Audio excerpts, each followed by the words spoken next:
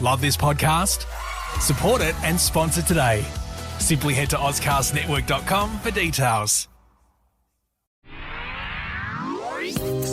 It's the InShow, Australia's only show dedicated to innovation from Adelaide, Australia and across the globe. Hello again, it's David Grice and Troy Sincock. We are talking to innovators, entrepreneurs, startups and people with great ideas that have made them a reality. David, you know, when is this endless list of incredible people going to end? I seriously am blown away every single time we sit to chat to someone on the InShow. You find out something new, you learn so much, and you truly walk away from these chats feeling like you can achieve anything. Yeah, absolutely, and also really inspired and uplifted, you know, like talking to and hearing stories and just finding out how people got from where they started to where they are now and where they're going in the future. It does nothing but just energise you and help you look forward. Yeah, particularly, you know, when it's a person who literally, you know, wasn't even in the space in the first instance. They just literally had an idea and went, let me see if I can give this a crack. I've got no idea how to do it, but let me give it a go. And we've got an absolutely inspirational woman with us today. I tell you what, I got so much out of this chat. I mean, it's exactly as we described. I almost walked away with, you know, goosebumps. She was incredible. Her name's Wendy Perry, and she's an absolute inspiration. The Managing Director of Workforce Blueprint.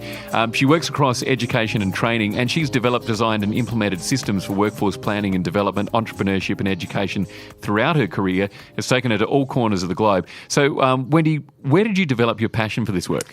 I guess it really came like early days when I was a trainee myself when I started my career, and I saw the importance of adult learning and education. And at the age of 21, I started teaching adults myself and saw people kind of transform their lives, you know, getting back into the workforce, or women who perhaps weren't participating, or new migrants, young people. Just so many different examples of people, you know, changing their aspiration, their goals, what they thought that they could actually do. Mm-hmm. So really, it's never too late. No, it's never too late. It's never too early either. So Wendy, tell us what happened. Like you left school, and how did your career begin, and where did you start? So when I was 19, I started working for the Department of Transport. So I left school and I took a year off. Actually had a young daughter at the time as well. And I thought that maybe I wanted to do university. I did a year or two of that, and I didn't enjoy what I was studying. So what were you studying? Economics. Yeah. No wonder you didn't enjoy it. It's true. It's true. But I loved the sociology and the politics side of it. But at the time I thought, you know, I really need to get into the workforce, and state government were advertising these traineeships. So I thought I'd have a go, got that role, Department of Transport, and then from there went on to work at Telstra too, and then started that sort of teaching with training organisations, you know, in my early 20s. So what led you then into specifically looking at, you know, careers and how they develop and what's required as far as skills are concerned? Was there a journey in that, just getting you along that path, or was that just something that sort of evolved as you went through your career? Yeah, I remember my dad saying to me that I used to collect jobs. I used to always look at what jobs were available and be keen on, you know, what sort of things were out there. But from that sort of early days with teaching, I did that for a couple of years, and I worked in different industry organisations and on various sort of projects, workforce-related projects. And when I was 25, I became an educational manager, which is, most people were like 20 years older than me in that same job role. And I had a lot of independence and freedom. I could pretty much do whatever I wanted to. And that covered a lot of the business, you know, kind of areas, management and contact centres at the time. And I then had a role where I was a senior policy advisor, and that was working with schools within the department, and that was really looking at careers and industry opportunities and how to collaborate with employers and industry. So by that time I was about 28. And I did that for a little bit of time, but I found that a little bit bureaucratic. I didn't have the independence that I had in the previous job roles. So 28 is when I started my company 15 years ago.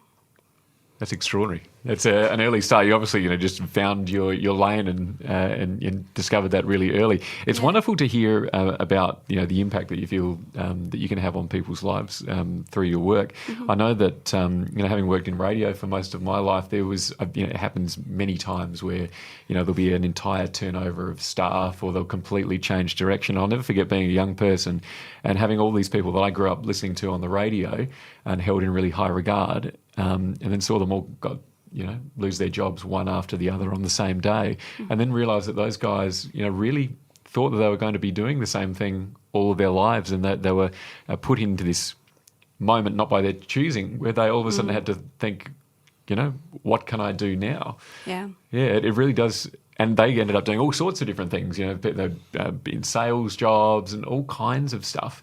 So what's your thinking behind keeping training up, particularly given that there are new jobs on the way? There'll be jobs that we don't even know about right now. Like, how do people prepare for that kind of thing? Look, I tend to take a pretty pragmatic, practical approach about this. So when we're doing workforce planning, we're usually looking out 3-5 years. It's normally the time frame that companies and employers can sort of manage.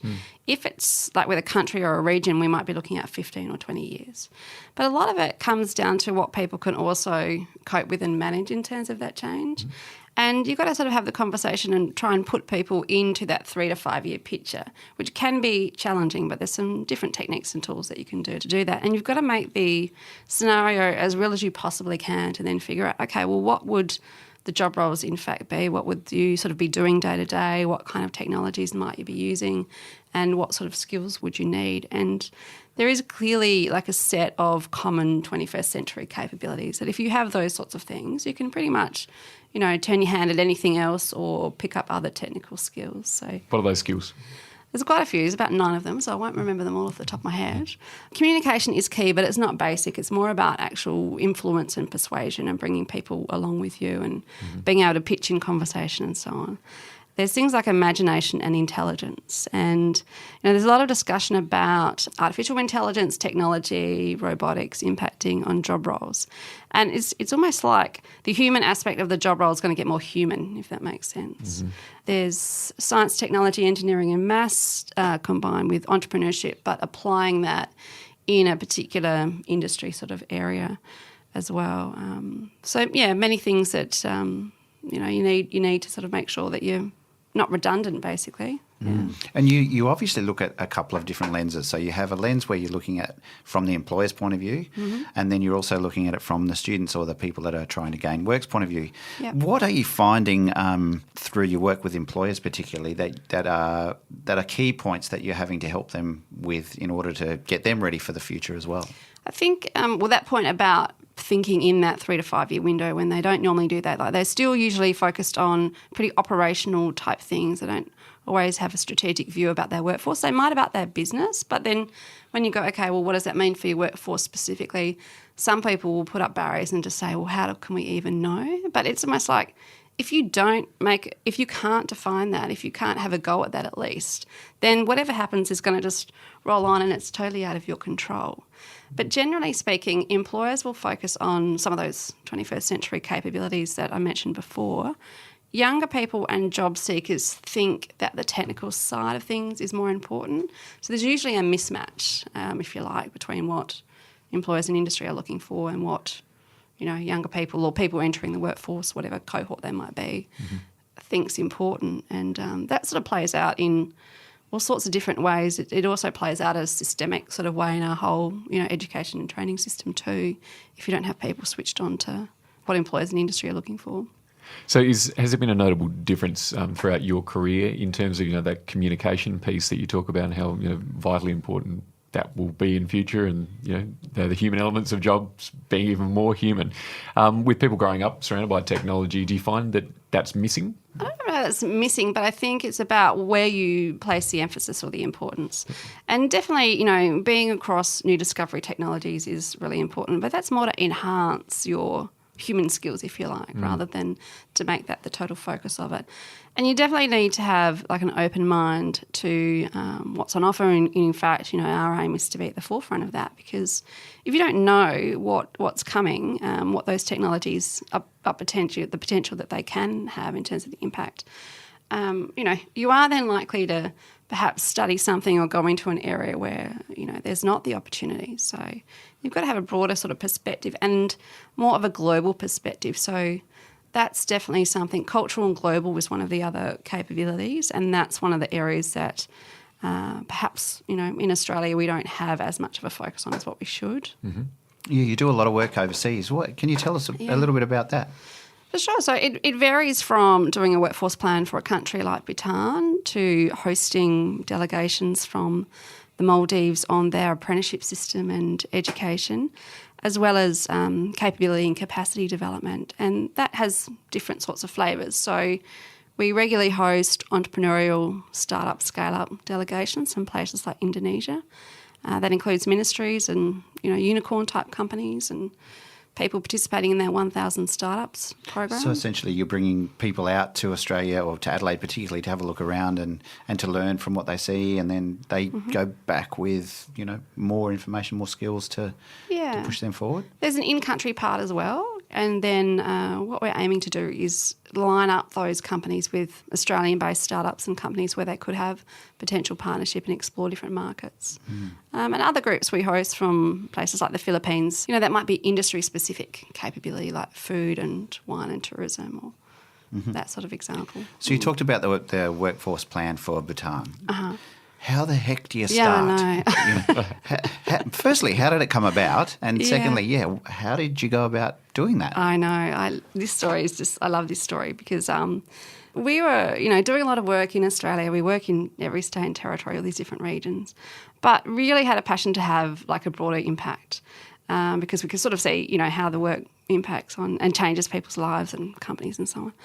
But then I'm like, well, how do we even do that? How do we even get an international context to our work or some sort of global opportunity? So I found that when we put it into our actual strategic plan and we started communicating that with people were like, oh, okay, so we didn't know before that you wanted to do this.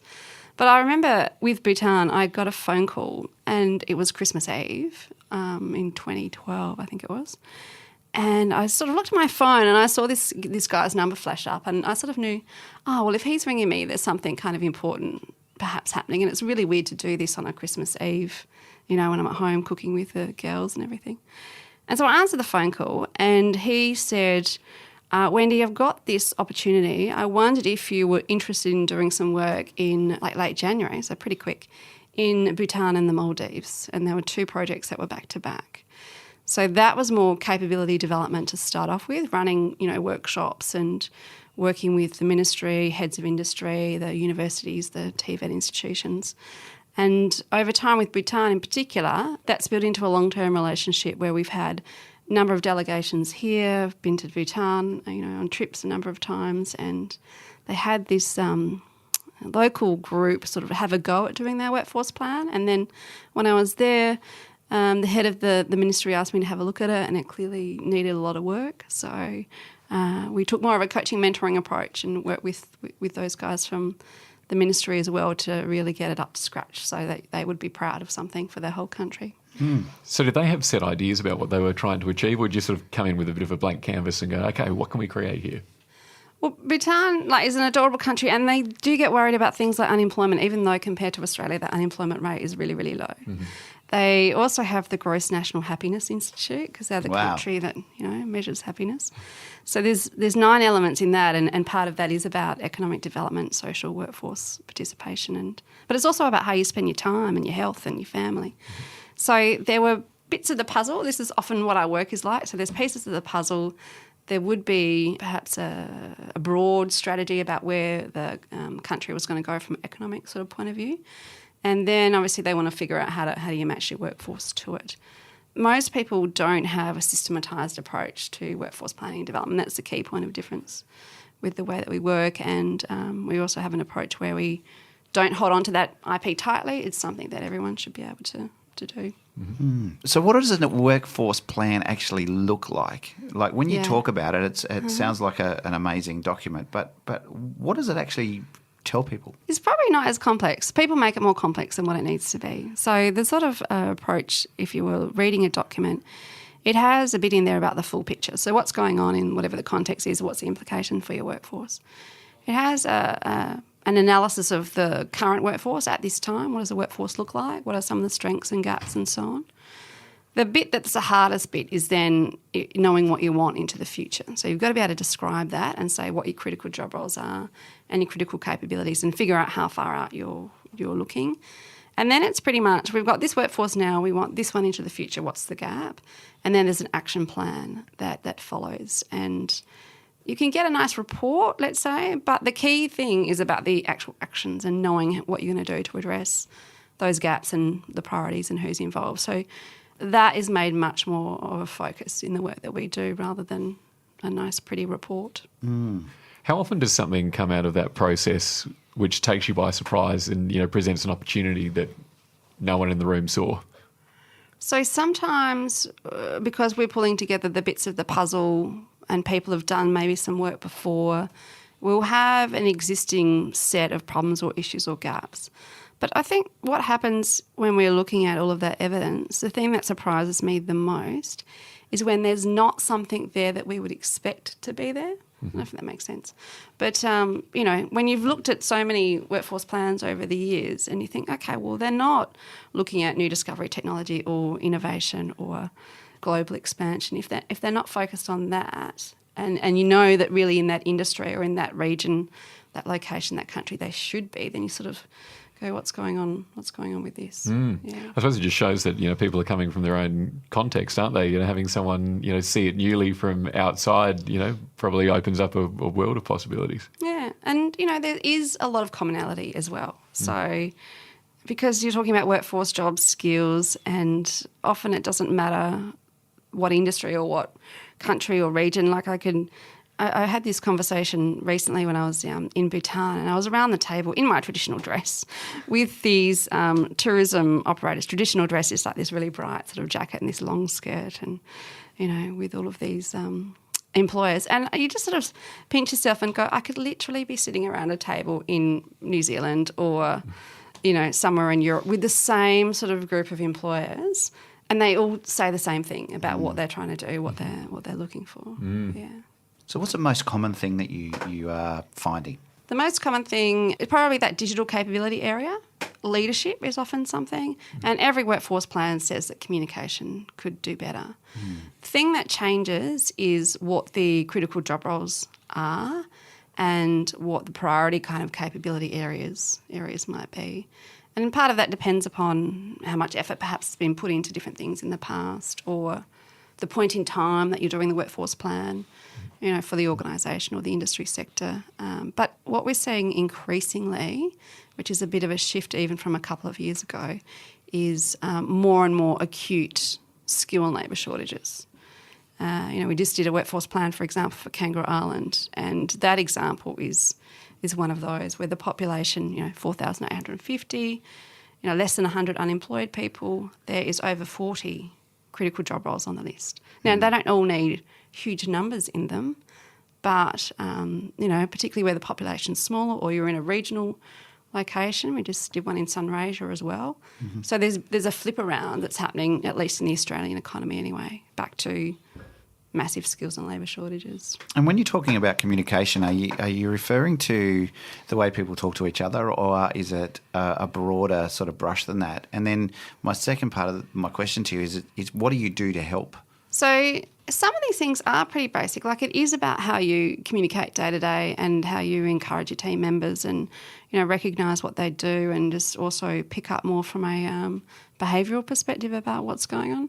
So I think for those people that might be supervisors or leaders or in management roles, they have to be much more connected to what else is going on with their employees now. And the way that you can address that and some of the sessions and things that we run is more about coaching through conversation and, some techniques about how to get agreement and how to some more behavioural-based competency style, not tricks exactly, but techniques, let's say, to shift people from where they might be into something more positive, particularly if it's around like motivation or in an industry area where the work is really challenging. Certainly a great difference, when comparing communication and just talking. Yeah. I think I've discovered working in radio for a long time, there's a lot of talk and, not a lot else happening from time to time. For sure. So tell me about, with so much moving around us these days and, things seem to be, evolving at a very rapid rate. When people are looking for jobs, have you got any suggestions around how people should approach what training they do? I suppose I'm thinking of, high school students then going into university and with what you said, the 3 to 5 year plan. I mean, you step into your study at a point where the world is a certain way and you step out with it being another way. Is there any research that people can do? And I suppose it's the difference between, are people just following their passion or are they looking to study to get a job? Yes, yeah. I mean, I always think it's important to balance your passion with actually where the job demand and growth is. And so if you did want to have clues or hints about that, you would be looking more at economic development type policy. And, you know, it doesn't have to be really, in depth or challenging. You can look at more what are the economic priority type areas, for your region, if you want to have more of a career locally, or for your country, or if you're looking at some sort of other global context. And that information is really easily available. So you can find out, for Indonesia or Philippines or whatever country, Germany, what are those key areas? And you can do the same in Australia for every region, every city, state or whatever. So that gives you a clue, because usually that research is done with that future view, at least, the next 5 to 10 years usually. Local government can be a great source of information too, because they're usually doing significant forward planning. And the way to figure out, okay, what areas you might be passionate about, because a lot of people probably wouldn't even know, right, if they're young, about what the job roles might even be like. Yeah. So you've got to give people an experience of the future job role, but in the here and now. Otherwise, things wouldn't even be, that wouldn't even cross their mind that they could do something like that. And a real case in point, and something that we talk about if you want resilience with your career. Number one job for resilience, I don't know if you guys would know. Do you want to have a guess what it might be? Oh, one job for resilience. I don't know. So if you did this job, you'd be okay, literally for your whole career. One job, isn't it? It's sort of a... Got us on the spot. Yeah. Well, It's unusual for us to get the questions coming back at us. My head was sort of going towards like a more of a sort of traditional occupation or something that's always existed. I was going to say banking, but then with all the conversations we've had on this show about how that might look in the future, I can't even say that certainly. Well, this occupation has existed forever, and it's to be an entrepreneur, and that's whether or not you're pursuing your own business idea or you're being an entrepreneur, which is an entrepreneur for your employer, or you're pursuing social enterprise, social outcomes. So that's number one thing, because it's been around for forever. And also, if you've got that set of capabilities, you can pretty much, you should be anyway, able to sort of, move with what's happening and get ahead and, be more open to adopting new technologies and whatever's changing. And then you finding that people, when they're thinking about jobs of the future, are they actually thinking into the future, or are they still just sitting in, okay, what's going to get me going for the next couple of years, and then they'll pivot and change and whatever? Or is this becoming, the people are looking at a more longer term? Because I notice as I see the generation coming through at the moment, they're quite happy to shift and change often, and more often than not. The longest period of time when I was going through getting my first job, where the employer would look at your resume and see how long you'd been employed in a particular place, and then they look at you as a very loyal, very da-da-da-da. But I'm not seeing that now in the young people, because they just want to shift and change all the time. How do you sort of bring all that together and help employers manage themselves through that? There's a couple of things. I think what's shifting at the moment is the chat or the conversation about it, and there's definitely a lot of attention in the media now about future jobs, and there's headlines that are not helpful. There's literally no way that somebody can know how many jobs they're going to be versus what we've got now into the future. Like, it's a total guesstimate. And some of those headlines are just unhelpful because they freak people out. And when you're dealing with young people too, the question of what do you want to be when you grow up should just be deleted from our conversation, because it's not a destination one answer. It's much more broader, as you're sort of describing, David. And for employers, that means that the way that they structure their job roles, and it is changing too, their job roles are much more multi-skilled, and it's kind of like two areas that wouldn't necessarily go together are being put together now. So, what's an example of that? Well, artificial intelligence trainer, or smart city designer, or there's things that are sort of like something that's a bit more older school together with something that's sort of fresher or newer is sort of coming on board. So there is, a developing sort of list of future job roles, and it's things like science together with arts. It's not like one or the other. Yeah. So you've got to be more open-minded about what the job roles might be. And employers, from their perspective too, particularly engaging with young people, work-life balance, flexibility, having, a really cool sort of environment to sort of work in, being able to work from home, pursue these sort of opportunities. It's taking a lot of energy too for them to rethink, like, how do we structure this to make these roles attractive? Absolutely. I've got a question. I mean, the answer that I had when somebody asked me what I was going to do when I grow up, I said, I'm not going to grow up. Yeah. And I've lived by that ever since. You are a bit of a Peter Pan, aren't you? I just can't fly. Although we saw a suit the other week that I could put on and could fly. Absolutely, that might be far away. Yes. Well, Wendy, it's extraordinary the work that you're doing. Thanks so much for joining us today on the InShow. No worries. Thanks for having me, guys. Appreciate it. David, isn't Wendy an inspiration? Oh, incredible. I love just hearing her story and just the way she's able to think really differently about, workforce. It actually made me think about when I employ people or when I used to employ people, and the fact that there's actual plans that you can build around what type of workforce you want within your organisation. I'd never really considered that before, and then understanding how Wendy's work is and what she does, it just completely opened my mind. And I think that so many people with great ideas know that turning their idea into something that is truly global would benefit them, but it's the getting it there that can often be the challenge. And the way that Wendy had that be for her is incredible, and it just goes to show the importance of networking and having people around you that are really backing you in and seeing the value of the work that you're creating, which often is quite self-made. No one delivers it quite like Wendy does. Yeah. And tomorrow, Troy, we're swapping a Sincock for a Boocock. What do you mean? I'm getting replaced? Yeah, we're talking to Scott Boocock, who's the CEO of Hegs Australia, and he's going to share with us his winning cycle of innovation. Join us tomorrow on the InShow podcast. The InShow Interview. Subscribe to the InShow podcast on iTunes. A Dave and the Beanstalk production.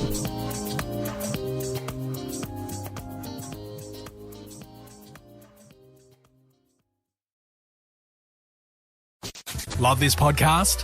Support it and sponsor today. Simply head to AuscastNetwork.com for details.